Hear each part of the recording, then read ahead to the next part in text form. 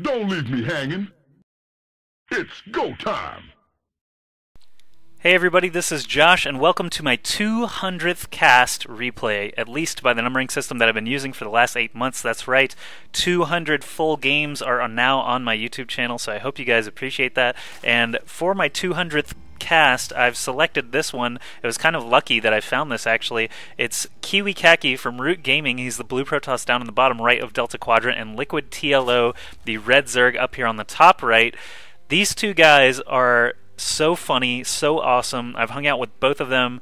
Liquid TLO I hung out with at MLG Dallas. He signed a few things. We went to dinner. I got to hang out with all of Team Liquid that whole weekend, and TLO is just a badass. KiWiKaKi from Root Gaming makes me laugh without even trying. He's got a funny accent. He says "sup dude" a lot, and he makes me laugh without even trying. It's amazing. And you know, I'm just so glad that I found this replay, because not only does it have awesome players, but the game that they play is just very amusing. And if you couldn't tell, I'm a little hyped up, not just because this is my 200th cast, not because these players are very exciting to watch, but because my biggest criticism in these first 200 videos has been, and probably will continue to always be, my monotone voice, my level of energy that I put out there when I'm casting. Trust me, people, I enjoy watching these games. I'm just not the best at conveying excitement, okay? When it's my birthday, I don't run around yelling at people, "Hey, it's my birthday! Hey, it's my birthday!" I don't go to Six Flags and ride roller coasters, although that is fun to do. But I mean, I'm not an excitable person, so sometimes it doesn't really come across in my voice, and I'm really trying to work on that. So I hope you guys appreciate it. I want to continue to grow the channel, and if I'm too boring for people, you know, that's just not going to happen. So trying to get the energy level up for this game. I drank some caffeine, ate some pizza, should be good to go. I might have to burp once or twice throughout this cast because of those facts. You know, Mountain Dew and pizza kind of generate a little bit of gas in the belly, but this game is freaking awesome, and now that it's starting to get underway a little bit, I'll stop talking about me so much and get into the game. KiWiKaKi hasn't done anything super crazy here yet, but please notice this building placement that he's doing. He is blocking off basically his entire probe line using these pylons, gateway, and cybernetics core.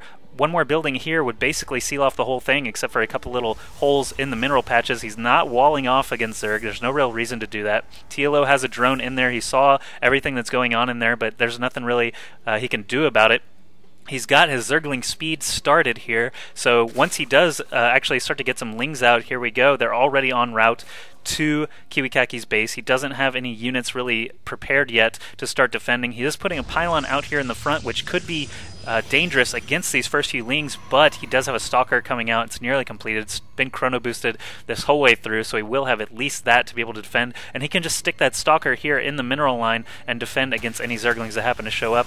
Not sure if this pylon is going to complete. Looks like KiWiKaKi is going to go try to defend it with his single stalker, but TLO, being as smart as he is, goes back and starts to attack with some other lings. KiWiKaKi pulls a few probes to try and get these Zerglings down, but now two more arrive, and this drone starting to get in on the fight as well. TLO wants to destroy as many probes as he possibly can here while he has an early unit advantage. We saw one probe go down, but it looks like the stalker is not doing too bad of a job getting these Zerglings killed off, and now a second stalker is out as well. Only the drone remains for TLO, but the reinforcing Zerglings were able to finally take down that pylon. KiWiKaKi supply blocked for just a second, but he's Zealot already coming out, not building any more probes right now. It's not going to bug him too much. Getting a second and third gateway right now, and another pylon to replace that fallen one, while TLO back at home just getting another hatchery here at his natural. Zergling speed has finished, and TLO is back with about 10 lings. He's going to start working down this gateway that's in the process of building. These two stalkers here in the mineral line for KiWiKaKi are going to be able to fend that off at least for a second, but he is forced to cancel that gateway and rebuild it back here. Look at how he's just continuing his SimCity here. There's no way the Zerglings are going to be able to get into this mineral line unless they go through these two stalkers and Zealot. This is pretty amazing stuff here, people. This gateway here blocking the entrance, and this little hole shouldn't matter because this gateway here is blocking the back entrance to these minerals, and this really works well on this spawn position for Delta Quadrant, mostly because of this giant doodad whatever this is, water tower, something like that. I'm not sure why they need it out in Delta Quadrant on this floating meteor, but whatever. All these Zerglings from TLO have no way to reach the probes, and that is exactly what KiWiKaKi intended by his building placement. He has not, you know, it looks like he's being contained right now, but he has all this room back here to work with for tech buildings and things like that. He can even get another fourth gateway here, start warping things in. Looks like warp gate tech is already finished, so now he can just warp in wherever he has pylons. He did not get a probe out of his base, as far as I know. After he got that scouting probe up to TLO's base, it was killed off by God knows what, probably just those speedlings, and now a Roach Warren is coming up for TLO. So after building about 20 Lings, it looks like he's starting to switch tech. He realizes his Lings are not going to be able to do anything against that SimCity wall-off that KiWiKaKi has constructed. So KiWiKaKi finally pushing out of his base a little bit so that he can expand. He knows about TLO's natural expansion. Obviously, he saw that earlier when we just took his view, and now it's up to him. It's up to KiWiKaKi to protect this second base as well as the first one. I don't know why he didn't go for the destructible rocks back here. Obviously, TLO would have a tough time getting into this base as well, and it is sort of far away from TLO to actually be able to harass with mutas or overlord drops or anything like that. But he is going to just go out there into the natural and see if he can hold on to this. Already a pylon coming down in a decent position to be able to warp in units if this natural expansion comes under fire. Lots and lots of Zerglings here at the Xel'Naga Tower for TLO. Just should be starting to create roaches now that Roach Warren has completed, but instead he's just going to be droning up, getting more overlords, working on creep tumors, using all of the macro tools that Zerg have to be able to get an advantage in the mid-game, and now he's going up for lair tech as well, probably to get roach speed upgrade, and now we see some roaches starting to come up after those 8 drones were morphed.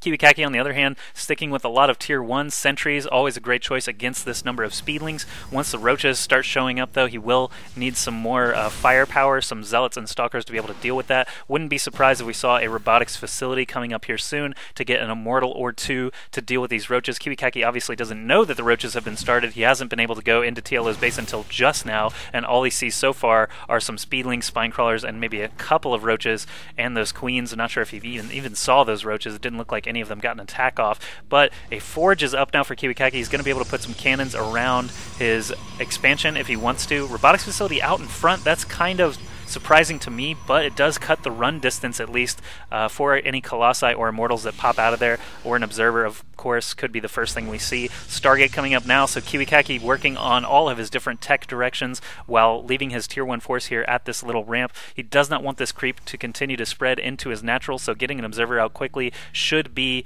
one of his primary objectives here, killing off all these creep tumors, getting this queen killed. Nice force fields there, so KiWiKaKi scores a free queen kill and a free creep tumor kill. That thing's not going to be able to spread anymore in that direction, at least.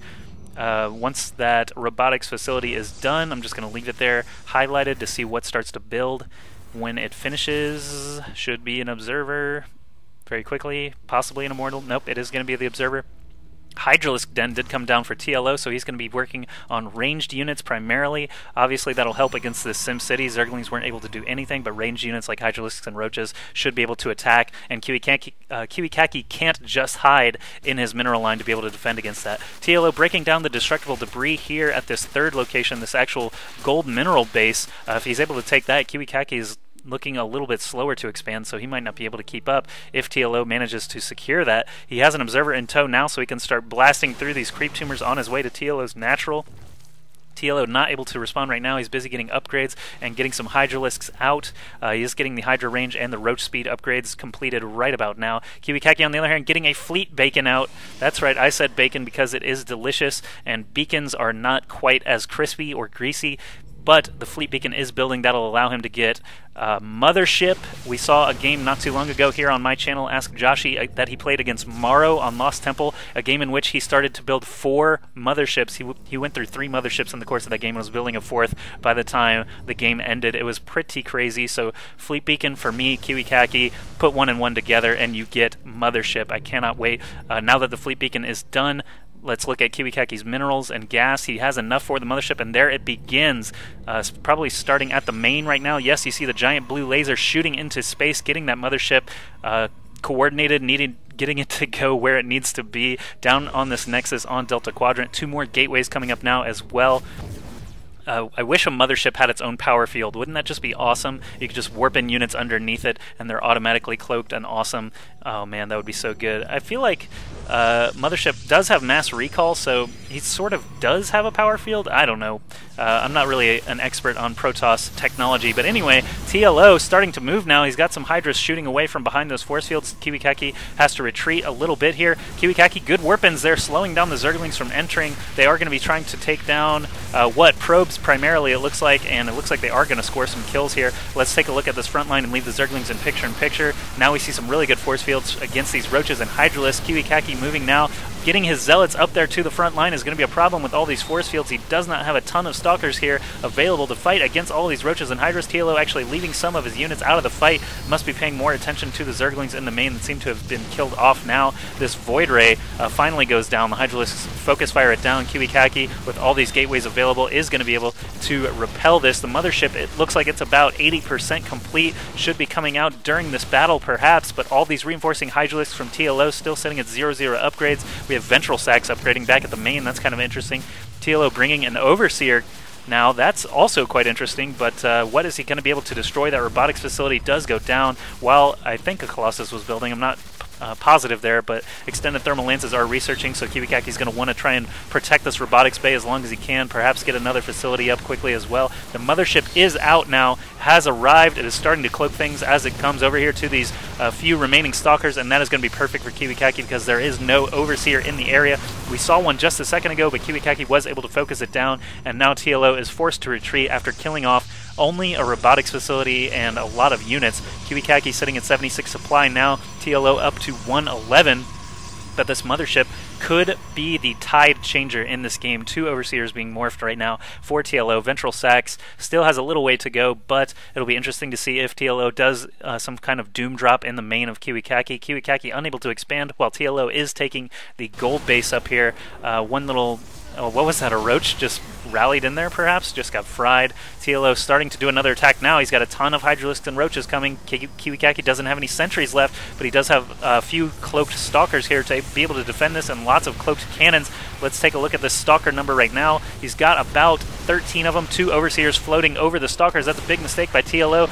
This Vortex sucking up most of the army of TLO over here on the left side, and he's just going to continue funneling all of his units into that thing just so they don't get killed off, and when they pop out, they'll be all together, and we'll be able to at least retreat in a big mass away from this cloaked army. We'll take TLO's vision right here. You can see them hiding under the Mothership. He's not going to be able to get in close enough to that Mothership to be able to kill it with the number of Hydralisks that he has, so he is going to retreat. He morphed another Overseer right now. Probably needs to start morphing even more. Why not make every Overlord an Overseer? Obviously, the gas cost is a big hindrance, but with this Mothership in play, it is going to be very difficult to battle off mass Stalkers that are cloaked. 1-0 upgrades here for KiWiKaKi now on his Stalkers.